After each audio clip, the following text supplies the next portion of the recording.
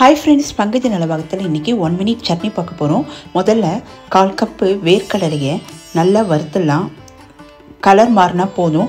இது வந்து தோல் நீக்கிய வேர்க்கடலை. உங்ககிட்ட வேர்க்கடலை தோலோடு இருந்ததுன்னா நீங்க இந்த மாதிரி வறுக்கும்போது தோல் ஈஸியா அதுல இருந்து வந்துடும். இப்போ நம்ம ஒரு மிக்ஸி ஜார்ல கட் பண்ணிய தேங்காயை சேர்த்துக்கலாம்.